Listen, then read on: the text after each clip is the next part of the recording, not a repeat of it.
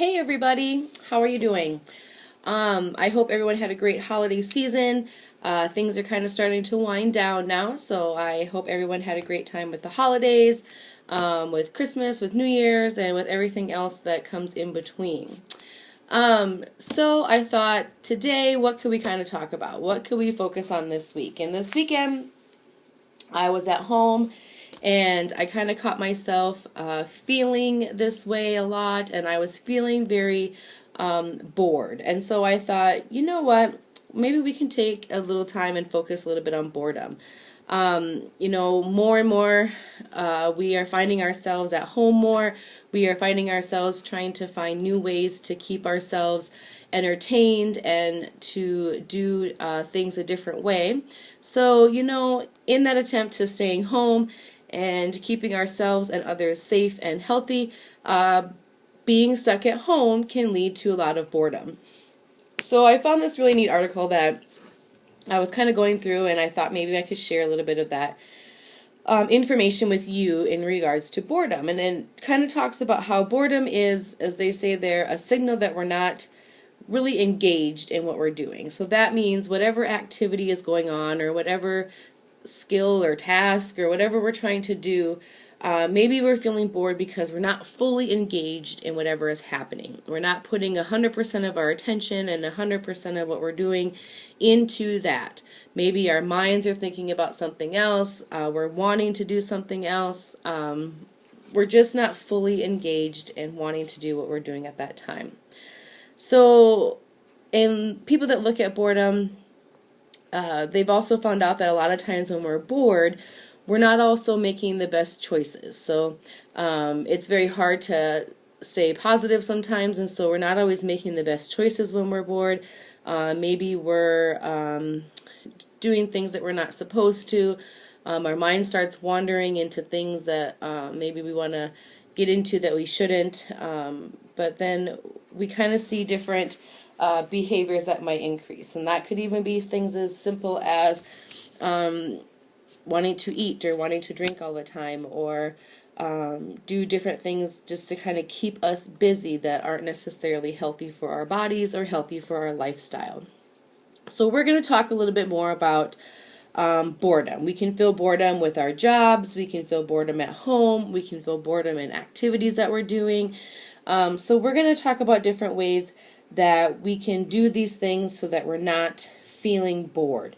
Once we can kind of reduce some of those boredom feelings, we can find some more meaning in the activities that we're doing, some more meaning in our day, and some more meaning in the life that we're choosing. So what I want you to kind of know is that these ideas and stuff, they're to kind of help us feel better in that moment in time. They will maybe bring you a little bit more focus, a little bit more enjoyment to your activity, but they're just a feel good in the moment kind of thing. They kind of provide that temporary relief to those feelings of boredom. We need to help ourselves really find some long-term solutions that can help us with boredom, help maybe create new habits, and routines that can help us to stay active and to stay healthy. So that's a little bit about boredom. So let's find out some things that we could do to help get rid of that bored feeling. The first reason they give us here is to remind yourself why you're doing this. So maybe you have to get up and do your morning routine every day, and you are just bored of it. It's the same thing every day. The same thing day in and day out, and it's just boring, so you don't really feel like doing it. So you have to get up and take a shower and brush your teeth and use deodorant and comb your hair, and you're bored with that. We're not leaving, we're not going anywhere. What's kind of the point? But you need to really remind yourself why you're doing that. What is the purpose? Why do you have to do that? So, like, in other words, restating or iterating, saying why you feel that way, why you have to do that, can change the way that you feel about it. So maybe put a note on your refrigerator, or put a note on your mirror in the bathroom, or When you get up to take your morning medications, maybe add a little smiley face to your paper where you're filling them out, or where you're getting your medications every morning. Just something that's going to help give you that little extra reminder of why I am doing this, why I'm doing this activity. Another thing that they tell us to do is to find a rhythm. We need routine. We need that structure in our day. I myself, when I come to work, I don't like to get up in the morning, and I know I've said that many times to a lot of you. I'm not a morning person. But for me, on days when I get up, I come to work, I go home, I have supper, and then I do the dishes, I vacuum, or I do laundry. There's certain chores that I have to take care of then when I get home at the end of my day. That's my routine. Monday through Friday, that's what my routine is. On the weekends, there are days, like I said right here, this weekend I was bored. I was out of that routine. The center here was closed on Friday. It was another day that I wasn't working, and I got out of that routine. I got out of that rhythm. So if you don't have those routines, you feel like you're just trying to scramble and fill in time. And you get bored. You run out of ideas. You have to find the enjoyment in why you're doing those things. So making sure that we really keep that structure and those routine going, even if it's days at home, days that we have off, days that we're not working, it really helps us to get rid of those feelings of boredom. Another suggestion, that they give us is to go with the flow. Remember that days can be hard. A lot of the times, today, for example, the day I'm making this video is a Monday. People always say Mondays are rough. It's the first day back to your work week. It's the first day back into that same routine of getting up, going to work, or going to school, or going to do your job, whatever the case may be. But we do need that, and we do need to know that maybe some days that first day of the week is a little rough, but we got to go with the flow. Tomorrow is a new day. Even though something maybe rough has happened within the first hour or two of the day, we still have how many hours left of the day? We can turn that around. I think that's a phrase that a lot of people have heard. Can you turn your day around? Go with the flow. Sometimes it's hard to find activities or situations or things to do that will keep you occupied, that will keep you excited and not make you feel frustrated, that will challenge you but not make you feel frustrated at the same time. But yet, we need to find those things. Go with the flow. If you have started something and it's a little too much, pull back a little bit. Take baby steps.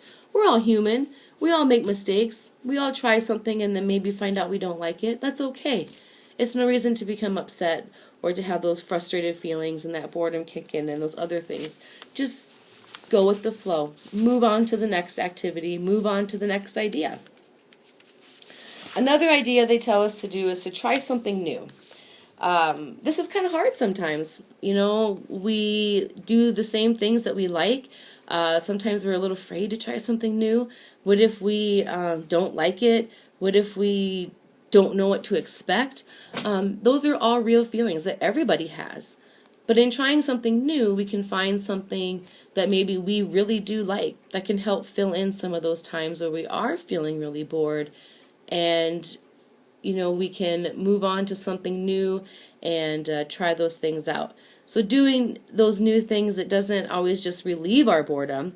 It helps us learn new skills, helps us learn new knowledge that may, even relieve that boredom in the long run. It might help us to have a new interest, form a new habit, and then we can keep doing those day-to-day things and include that in our day-to-day things to help increase our time on task and not feeling bored. When we have those new experiences, it does lead us to not only be happy, but it does help us give us a more meaningful life. So what could you do that's something new? Maybe you could try a new recipe, read a new book, watch a new TV show, learn a new chore, help with a new chore. You could learn a new dance. You could learn a new exercise. There's so many things that you could do. learn about something new each month. So maybe now is January. What could you learn about new in the month of January? Find something that you would like to do. Learn something new. Learn about a new neighbor. Learn about something. But that will help us to lead a more healthy and meaningful life. The next suggestion that they give to us is to make room for guilty pleasures. What does that mean? Well, there's some things in life that we just like. Whether it's something that we need, whether it's something that is something that we have to have that's meaningful, but we just like to do it. So if that means, watching some TV, if that's all that you want to do at that time, just sitting down and listening to some music, just something that you can just take yourself back and really be you. Go ahead, give yourself permission to enjoy those things. Sometimes life is exhausting. Sometimes life can be a lot. So if you need a little bit of time to just take in what you love to do, whether that might be watching TV, listening to music. For me, it's usually just sitting down and coloring, just blocking everybody else out and just sitting there with time to myself. Using those times to really recharge yourself and enjoy the little things that you like to be able to help relieve some of that boredom. And lastly, the thing that they tell us to do is connect with others. At this time, we've been staying home for a long time. That connection with other people has been very hard. So join us. Join us with Zoom calls. Join us with different things that we have going on throughout the week. I enjoy seeing you. I enjoy getting to be able to have that time with you, even if it's just a little bit of time and it's through a screen. It still helps for me to be connected with each and every one of you and stay connected with other people that I don't get to see each and every day like I used to. But stay connected with others. It doesn't have to always be a lot, but those little connections that we have with people and the time that we can talk to them, whether it's through a Zoom call, a telephone call, a letter, make sure you write to people. It just actually makes us feel a lot better. So, I just want you to think.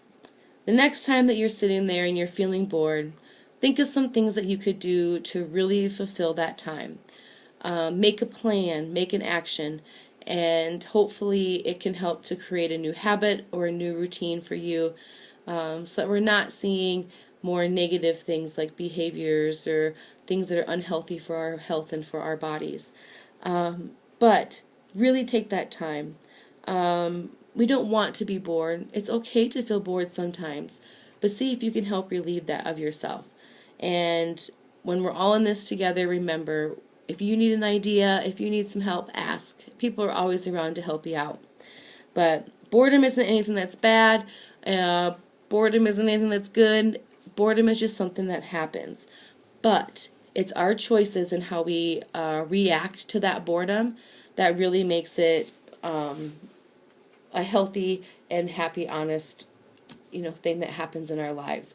It's how we react to that and how we can approach different ways to take care of our boredom. I hope to talk to all of you this week, discuss a little bit about some maybe boredom busters that you have, and see if we can come up with some new ideas together. I hope you all have a great week. I can't wait to see you all, and have a great rest of your day. Bye.